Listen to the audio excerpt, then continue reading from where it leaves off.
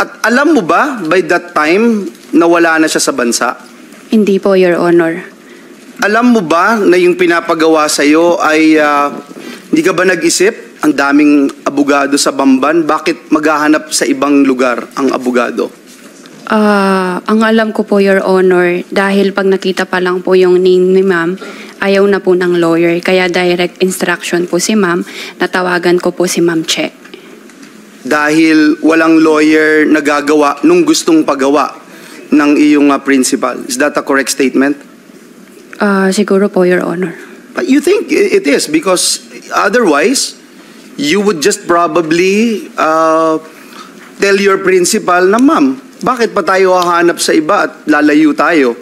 Hindi mo na ginawa yon sapagkat alam mo rin, walang gagawang abogado na gusto ng iyong amo. Is that correct?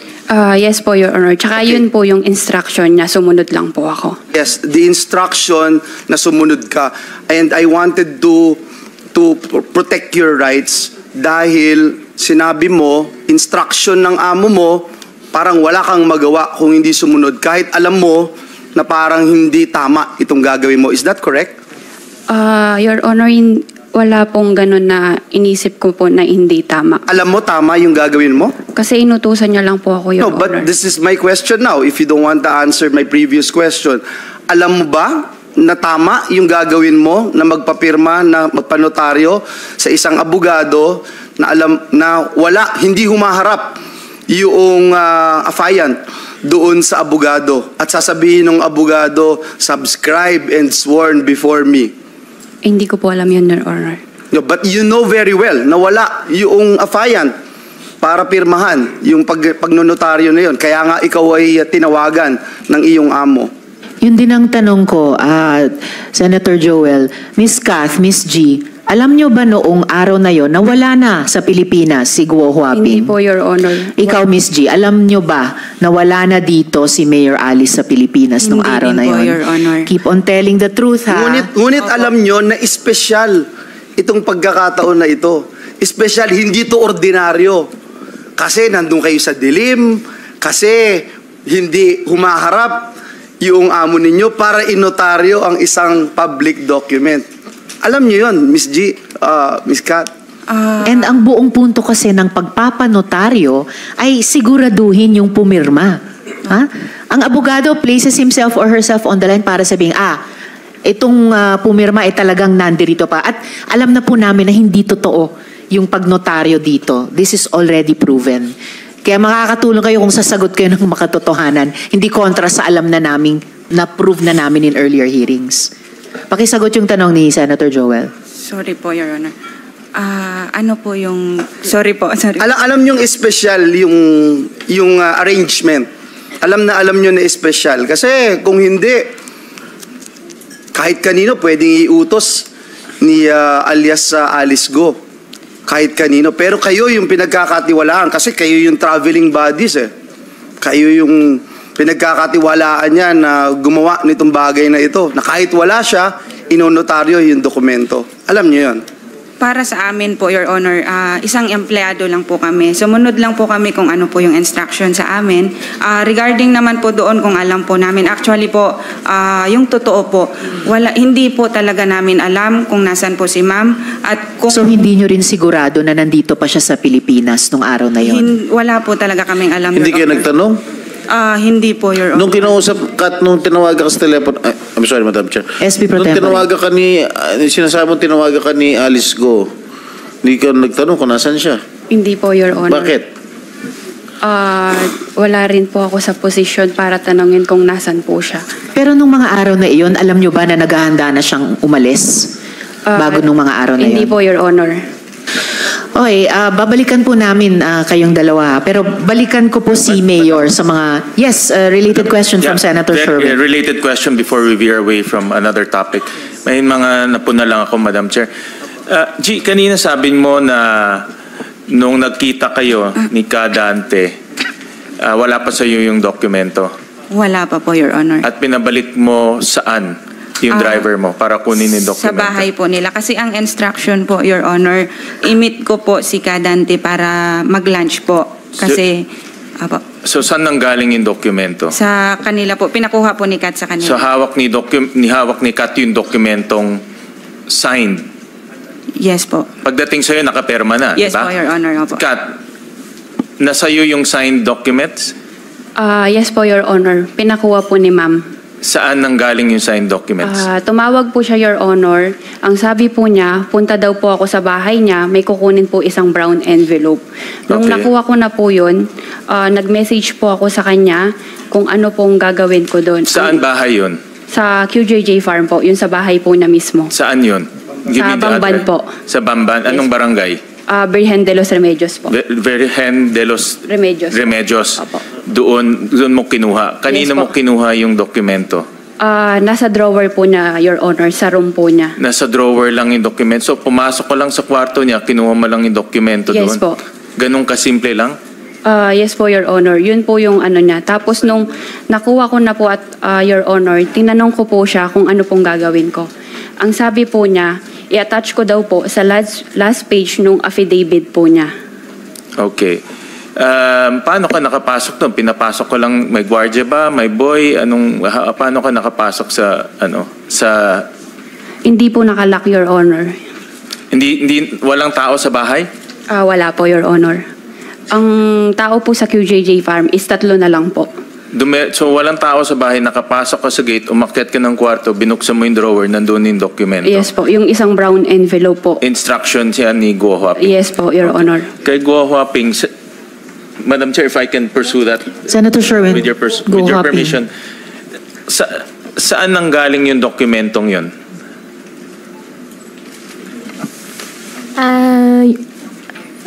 Your Honor, yung last page po ng document po, na-sign ko po. Na-sign mo saan? Na-sign ko po bago po ako umalis. Na-sign mo yung bago ka umalis. Gawa na ba yung affidavit? Opo, partially, may natapos na po. Pero hindi pa na-file yung case. Opo, hindi pa po na-file. Ay, na-file na po, pero...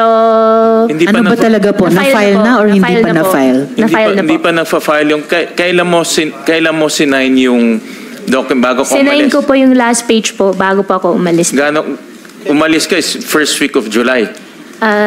July 1st week, opo. Bago Pero po wala umalis. pang na-file na case nun. Na-sign ko po yung last page po bago po ako umalis po, Your Honor. Binasa mo ba yung counter affidavit? Regarding po doon sa question po, I invoke my right po.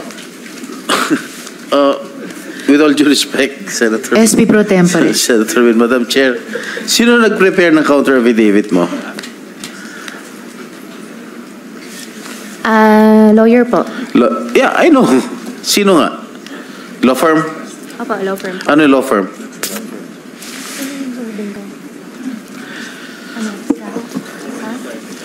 Ano pangalan? Gala.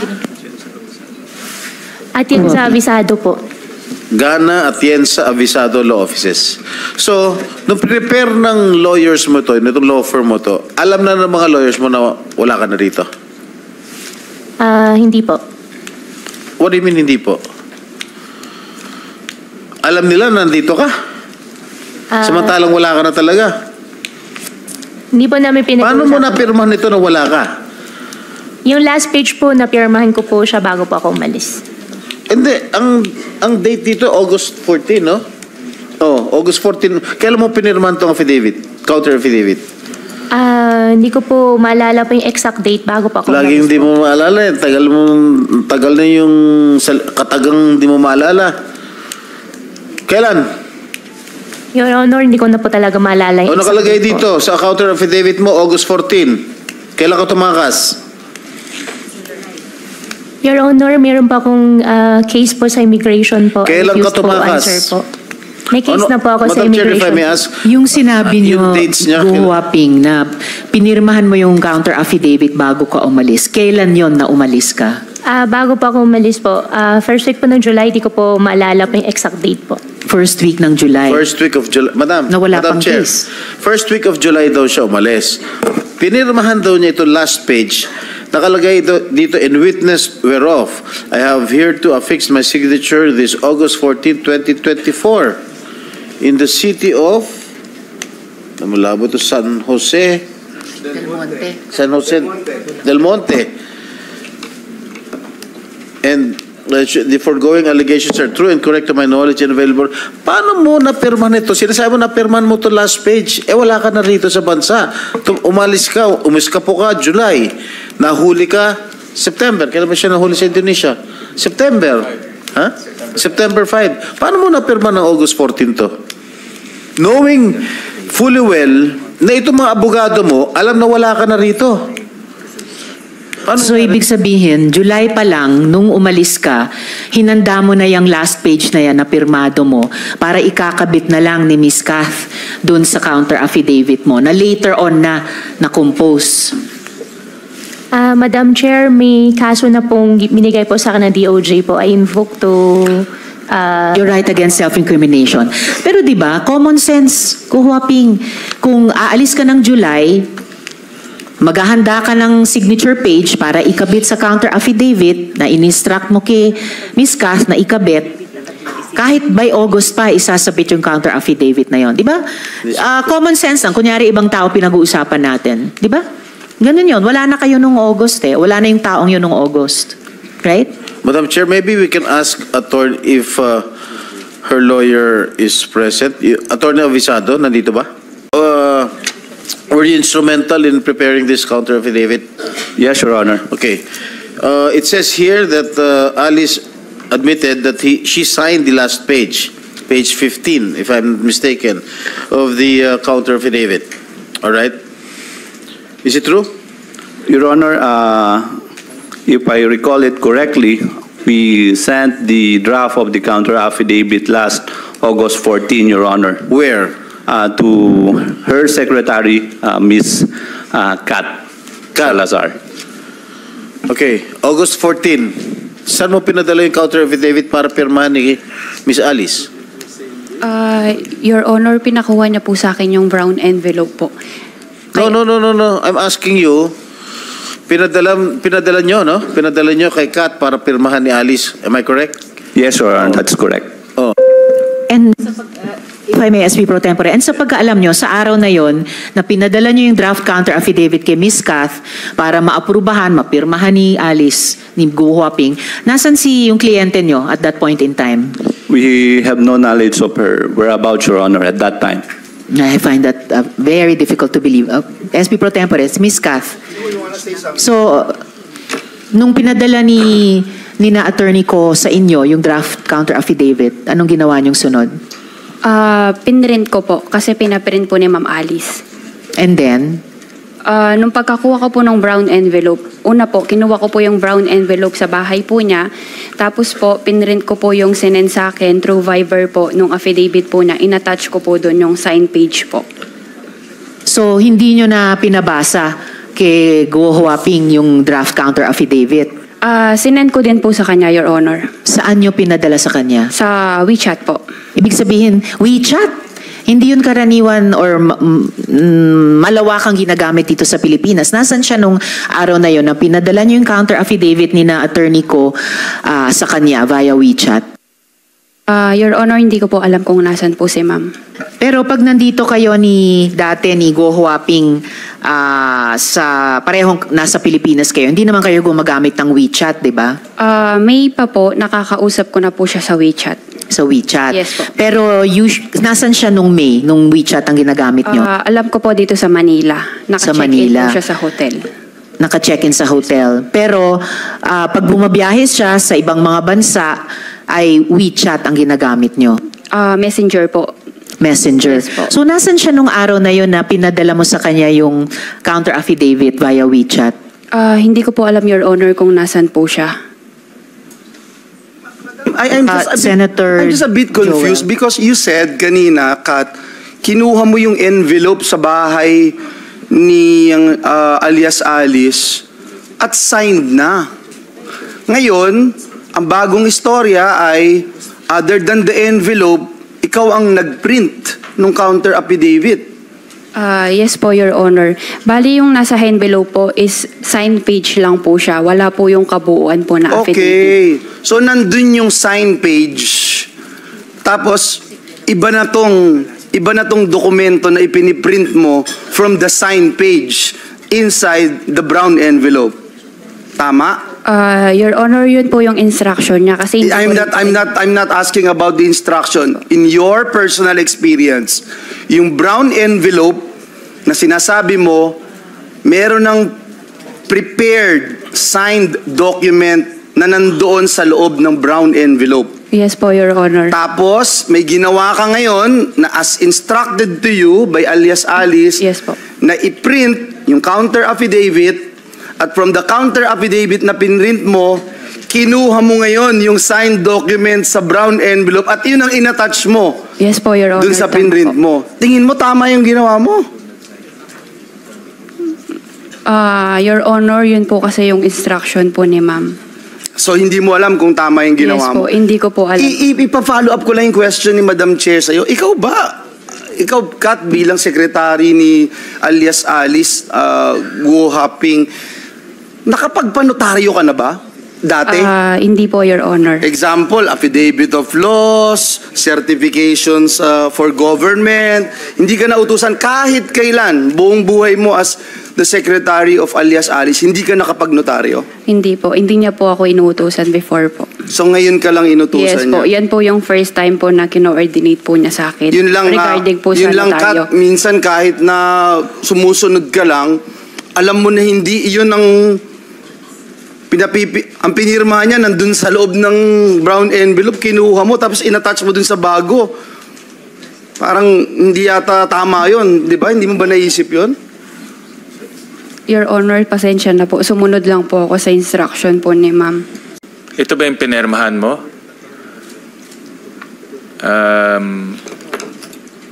Ito ba yung pinirmahan mo? Miss Go? Go Haping.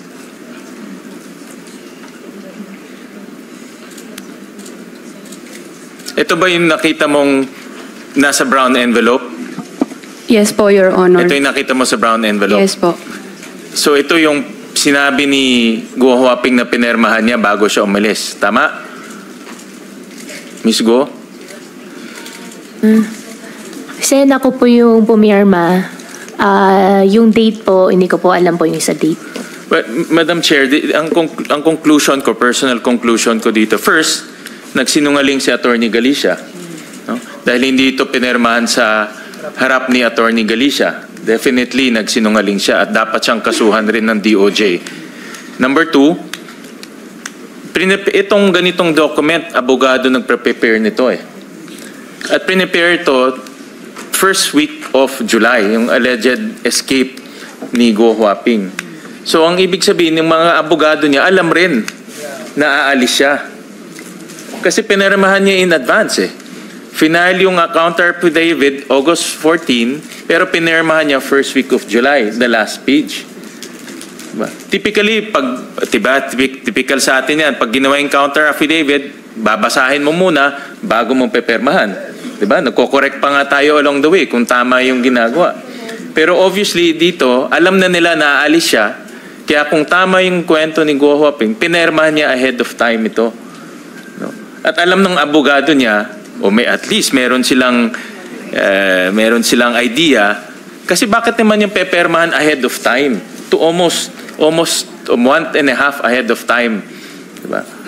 Tanungin natin si attorney ko. Attorney, alam nyo ba na paalis na yung kliyente nyo, si Alice Dialgo, Guo Huaping, nung maaga niyang, a month and a half early nga, sabi ni Senator Sherwin, niya hinanda yung kanyang signature page sa later nyong ida-draft na counter affidavit?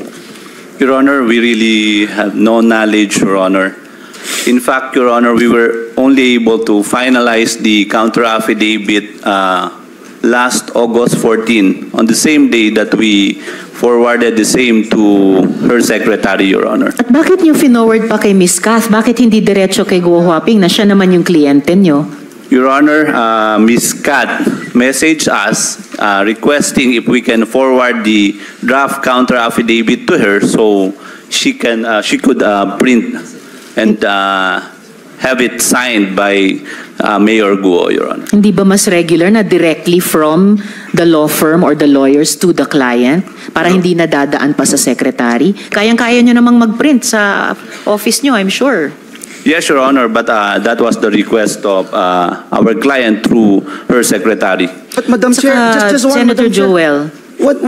What is more important is that you discuss, Madam Chair, kung ano yung laman ng affidavit. Hindi ba ikaw yung lawyer? Hindi ba duty mo yun para i-discuss sa iyong kliyente yung nilalaman ng affidavit na hinihanda mo? And in fact, Senator Joel and Attorney Ko, sobrang sakto naman ang formatting ng affidavit na to. Saktong-sakto. So, talagang signature page lang ang hinihintay na ikabit sa last page. Ganun ba talaga ang trabaho ng firm sa pag-draft ng counter affidavit para sa kliyente?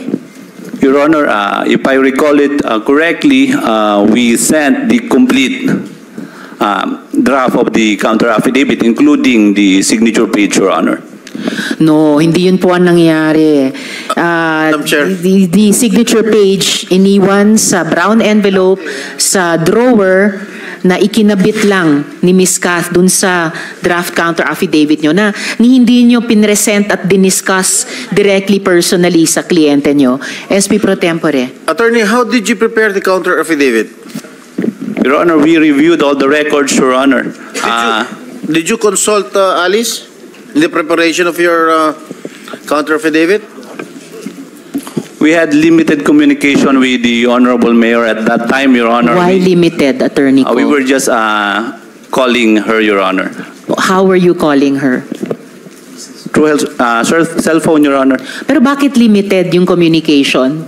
Wala na siya dito sa Pilipinas. We had no personal interaction, Your Honor. Bakit walang personal interaction? Naghahanda po kayo ng counter affidavit sa kanya. Ibig sabihin, may active case na sa kliyente nyo. I imagine, pag may kaso na laban sa kliyente nyo, pinaka on the alert ang law firm. Bakit wala kayong direct or easy communication sa kanya noon? Where was she?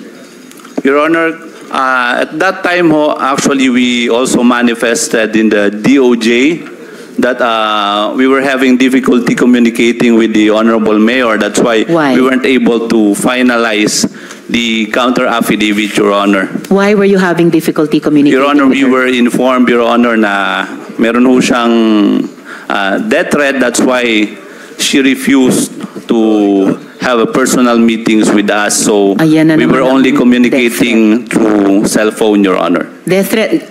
Galing ba sa law firm nyo, yung isang death threat? Why couldn't she talk with you directly?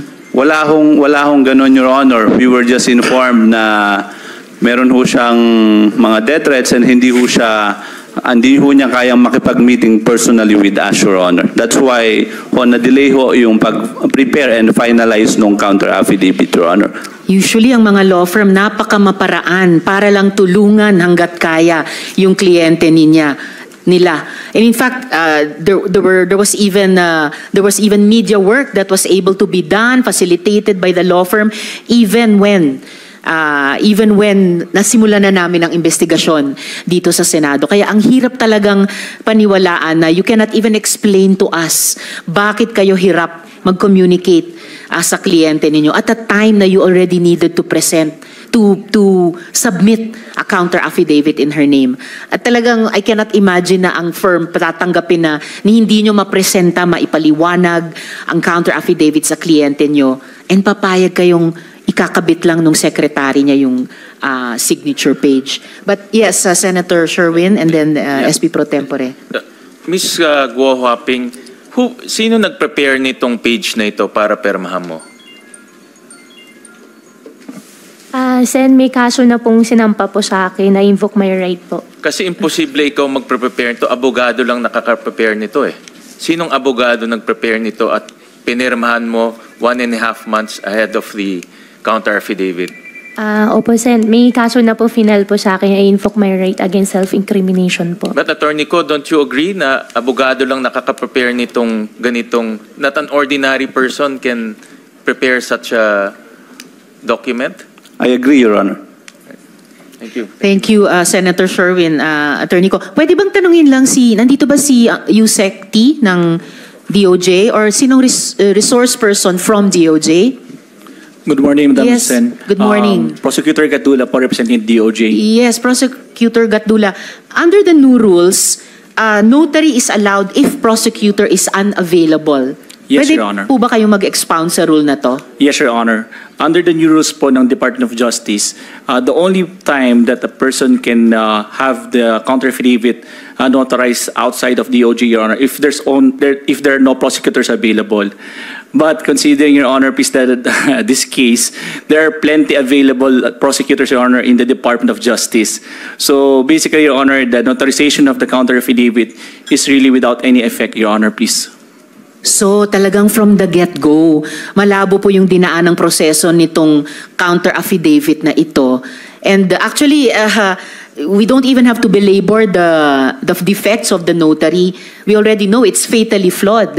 And base sa pagpaliwanag nyo dyan sa rule na iyon, fatally flawed talaga. And ang totoong issue ay yung complicity. At babalikan ko rin ni Mayor Kalugay, no, at yung contribution niya sa panloloko sa bayan. Salamat, Prosecutor Gatula. Yes, Senator Joel. And with the indulgence of our distinguished colleagues here, I think it's also right to give chance to Attorney Galicia if he can also make a comment. And Attorney Galicia, you have heard the testimony of Guo Huaping alias Alice. She made mention that she signed this document way before she left the country. Kayo ho yung nadidiin dito more than anyone. And in the affidavit that we got here, kayo ho yung nakapirma at nakalagay po doon, and I will pound it again, subscribed and sworn before me. Narinig niyo po yung sinabi ni alias Alice, narinig niyo po yung sinabi ni Kath, ni Miss G at ni Cheryl. Siguro marapat lamang, Attorney Galicia, na marinig po namin kayo sa pagkakataong ito. Attorney Galicia, briefly please, if you can address the question of Senator Joel.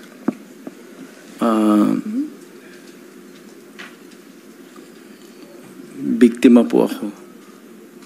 I am invoking my right against self-incrimination po. The matter had Attorney, please.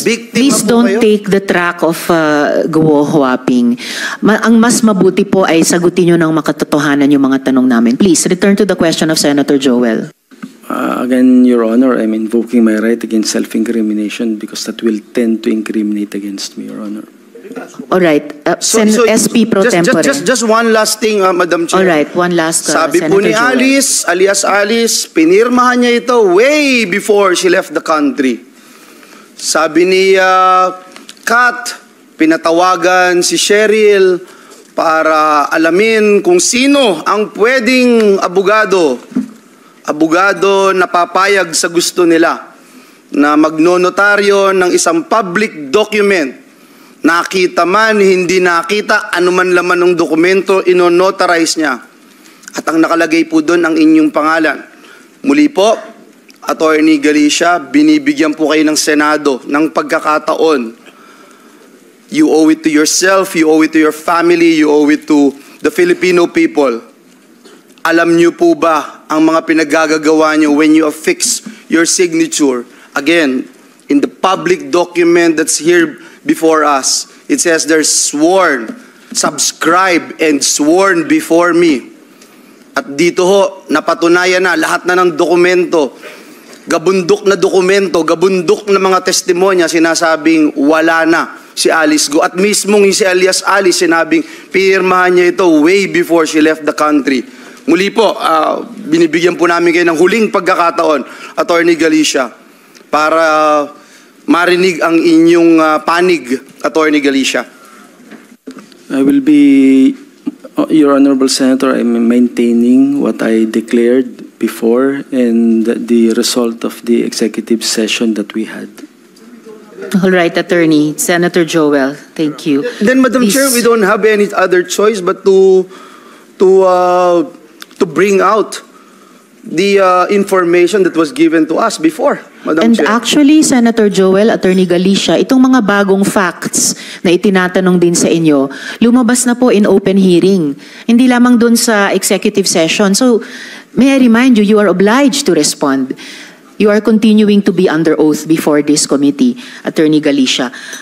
Please, one Because, more Madam chance Chair, to address the question of because, Madam Senator Chair, Joel. it would before I appear continue my now, questions. because you're the one invoking whatever right you wanted to invoke, and we are only looking for the truth. You are now saying, Madam Chair, that you have been lying to this committee the whole time. In his first appearance in this honorable committee, Madam Chair. Attorney Galicia, please, be as frank as you can be sa komiteng ito. Kasi talagang lumabas na, sinabi na ng DOJ, lumabas na sa mga findings namin, yung mga dokumento will prove, by Guo Huaping's own answer earlier, umalis siya sa bansa bago pa na draft ng law firm ni na attorney ko yung counter affidavit at ikinabit lang ni Ms. Kath yung signature page. So, what can you say for yourself, Attorney Galicia? Your Honor, I am again maintaining the confidentiality of the executive session, and I'm invoking my right against self-incrimination, Your Honor.